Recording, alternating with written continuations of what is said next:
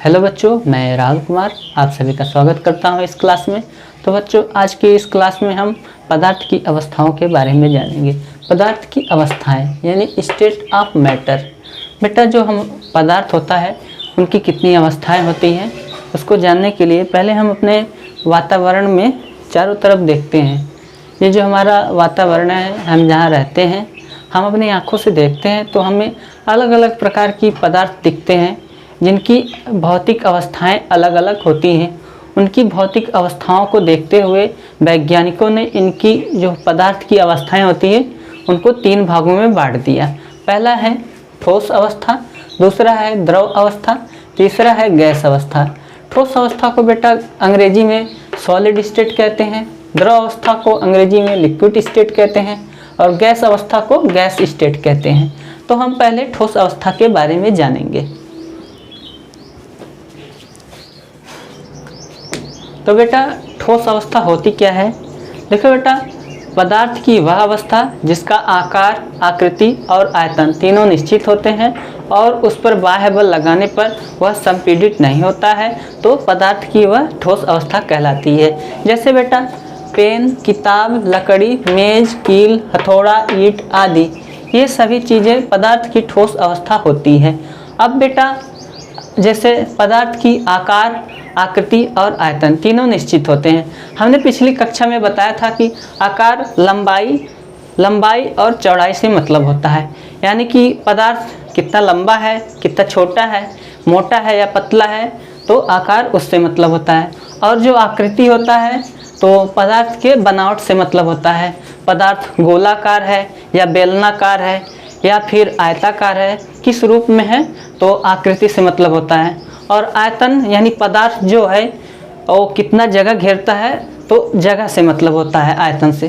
तो आइए हम पदार्थ के बारे में, जो ठोस पदार्थ है उसके बारे में डिटेल से जानेंगे। अब यह मान लो एक ईंट है।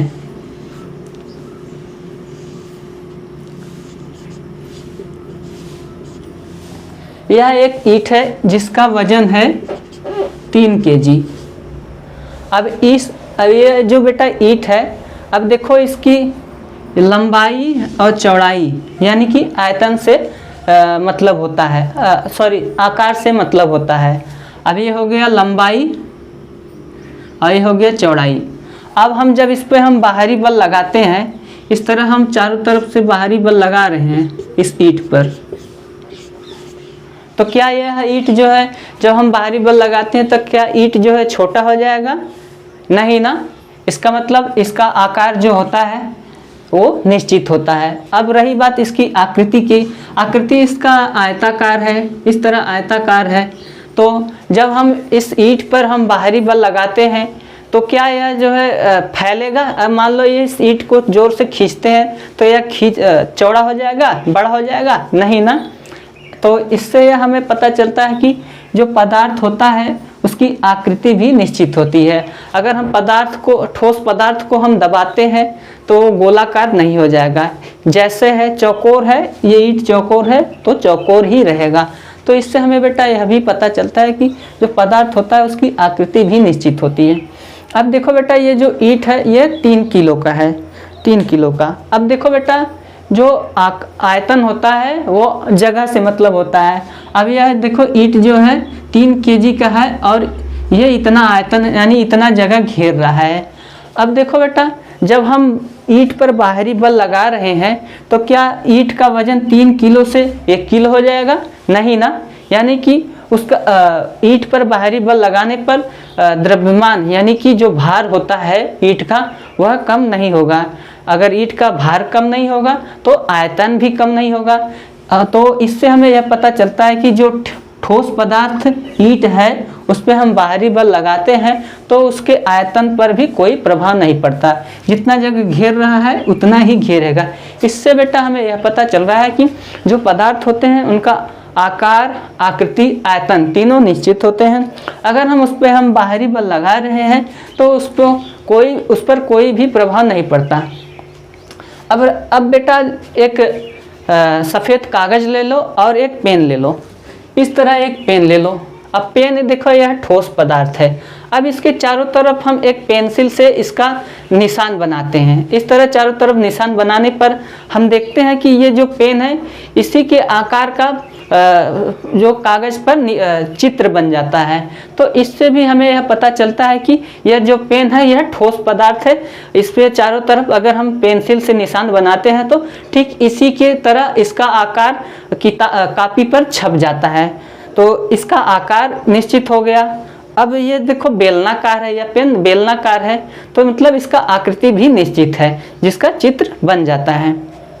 अब देखो बेटा हम एक कील लेते हैं, हम कील लेते हैं। अब उस पर हम बाहरी और एक हथौड़ा लेते हैं, कील को हम ठोकते हैं। तो क्या कील पर कोई प्रभाव पड़ता है? कोई भी प्रभाव नहीं पड़ता है। इससे हमें यह पता चलता है कि अगर हम ठोस पदार्थों को हम ठोकते हैं, मतलब हथौड़े से मारते हैं, तो उस पर कोई भी प्रभाव नहीं पड़ता है। मारने पीटने से कोई भी प्रभाव नहीं पड़ता।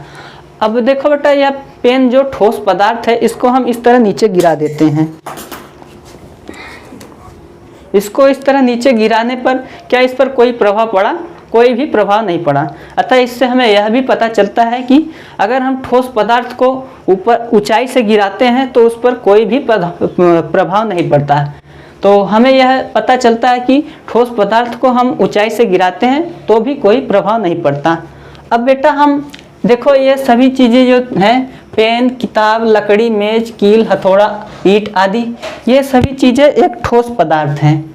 अब इन ठोस पदार्थों को आपस में मिलाते हैं। जैसे पानी में हम नमक मिलाते हैं तो नमक पानी में घुल जाता है। तो इससे हमें उसी तरह हम पेन, किताब, कॉपी, मेज, लकड़ी, इन सभी चीज़ों को आपस में मिलाते हैं। ये ठोस पदार्थ हैं। क्या ये आपस में नमक की और पानी की तरह घोल बन जाएगा? नहीं ना, ये नहीं मिलेंगे। तो इससे हमें यह भी पता चलता है कि जो ठोस पदार्थ होते हैं वो आपस में मिश्रित नहीं होते हैं, यानी विसरण नहीं होता है। अब रही बात बेटा देखो संपीड़न की। संपीड़न माने बेटा होता है अगर हम बाहरी दाब लगाते हैं, बाहरी बल लगाते हैं, तो क्या ठोस पदार्थ पर कोई प्रभाव पड़ रहा है, यानी कि यह दब जा रहा है? नहीं ना, या फैल जा रहा है? न दब रहा है न फैल रहा है। इससे हमें यह पता चलता है कि पदार्थ ठोस होता है और यह इसमें संपीड़न नहीं होता है। अब बेटा हम पदार्थ जो ठोस पदार्थ होते हैं उनके गुणों के बारे में भी जानेंगे। तो बेटा हमने देखा कि जो ठोस पदार्थ होते हैं उनका आकार आकृति निश्चित होते हैं और वह संपीड़ित नहीं होते हैं और ना ही उसमें विसरण होता है।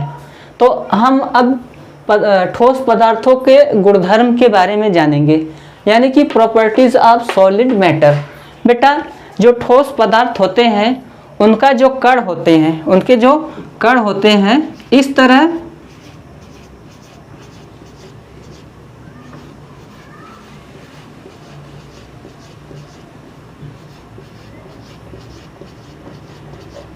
तो बेटा जो ठोस पदार्थ होते हैं उनके कण एक नियमित क्रम में होते हैं, यानी कि एक सीधी लाइन में होते हैं। इस तरह सीधी लाइन में होते हैं, जिसकी वजह से इनका आकार और आकृति दोनों निश्चित होते हैं। और ये जो ठोस पदार्थ के कण होते हैं एक निश्चित स्थान पर स्थिर रहते हैं, जिसकी वजह से इस तरह देखो एक सीधी लाइन में इनके छोटे छोटे कण इस तरह होते हैं और ये जो और इनका ये जो कण है ना एक स्थिर स्थान पर होता है। तो इसकी वजह से आकार और आकृति दोनों निश्चित होते हैं। अब देखो बेटा आयतन के मामले में, यानी वॉल्यूम के मामले में इसका गुण क्या है ठोस पदार्थों का? जो ठोस पदार्थ होते हैं काफ़ी पास होते हैं। इस तरह देखो थोड़ा बड़ा बना देता हूँ, इस तरह काफ़ी पास होते हैं।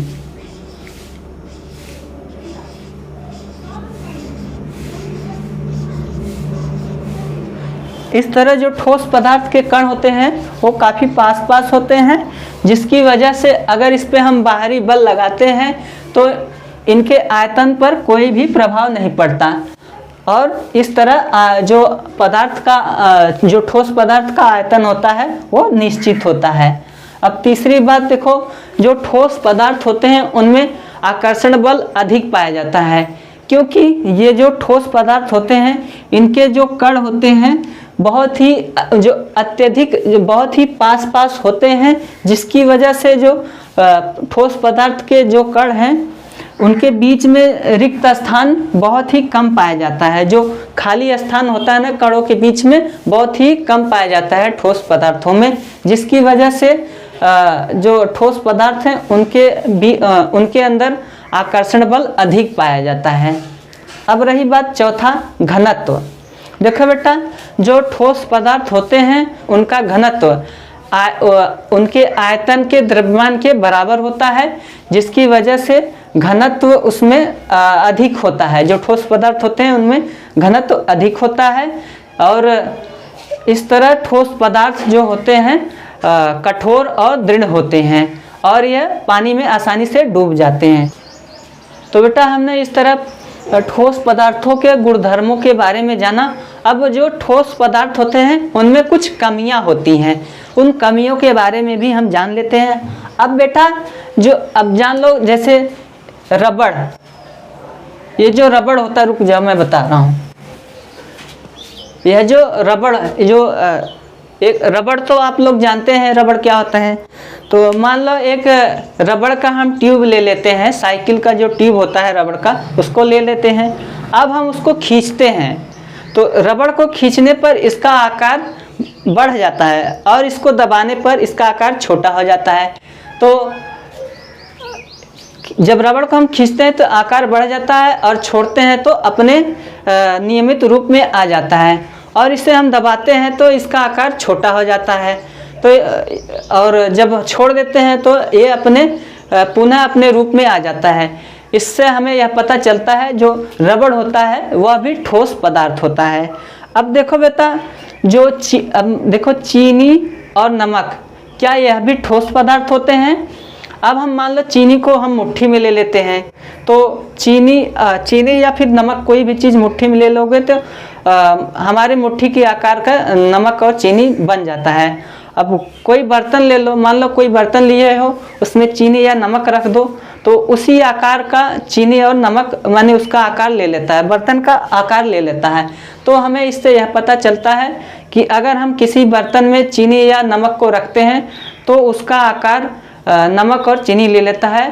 लेकिन जो चीनी और नमक का जो कण होते हैं, जो क्रिस्टल होता है, उनके आकार में कोई भी परिवर्तन नहीं होता है, जिसके वजह से चीनी और नमक ठोस पदार्थ होता है।